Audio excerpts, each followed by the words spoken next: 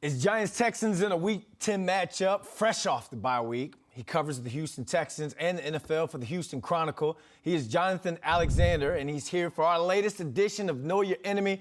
Jonathan, thanks for jumping on because there are a lot of Giants fans who think this is an easy W for the G, man. The Texans are 1-6-1, but they've played tough in each one of those 6 losses. So what's the vibe like around the team, and what's the Texans' identity heading into Sunday's game against the 6-2 Giants?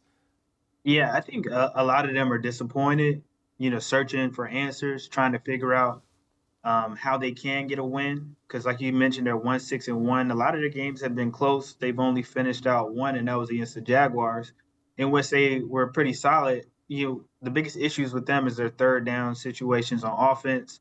They're very inconsistent. They can't stop the run, and we both know that's what the Giants do well. They're good against the passing game, but if you can't stop the run, you're going to have some problems. Teams will run all over you, and the Tennessee Titans did that a couple of weeks ago against them. All right, we're talking about the Giants' running game. This is a game that's going to headline 2 big-name running backs. I imagine we're going to see a lot of runs called. The receiver in me is like snooze fest. But let's start with Saquon Barkley and the Giants' rush offense. How does a struggling Texans run defense stop New York's bread and butter or New York's bread and Barkley? It's going to be tough. I mean, another one of the Texans' biggest issues is they've missed so many tackles. They have 57 missed tackles on the season, which is number 1 in the NFL. The next worst team is Chicago Bears with 54. They've got to tackle Saquon Barkley.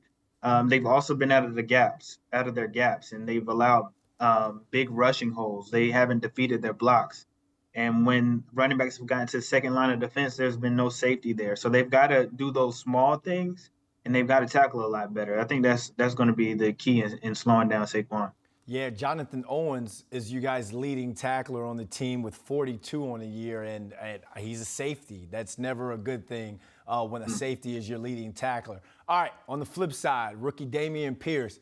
Young boy's been balling. 678 yards rushing with 3 TDs on the year. I mean, he's the workhorse for this Texans offense. How do you think Houston attacks the Giants' run defense, who's struggling themselves? Yeah, I mean, he makes the engine go. And you asked me earlier, I forgot to mention, but their identity is a run-first team, and they feel like their running game opens up the passing game. But you're going to see Dameon Pierce, as long as the Texans don't get down early, you're going to see Dameon Pierce get at least 25 touches.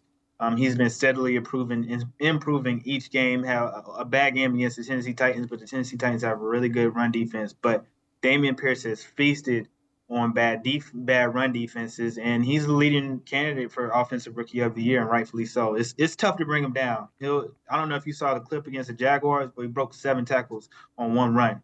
He's just ridiculous. Yeah, I didn't need to see the clip. That was the game I was playing him on my fantasy. And So he ran wild. He ran wild. I mean, he's averaging almost 4.6 yards per carry. Young boy he's really showing that he can be the bell cow there in Houston for years to come. Jonathan, thanks for joining us. Thanks for stopping by for Know Your Enemy. Thanks for having me.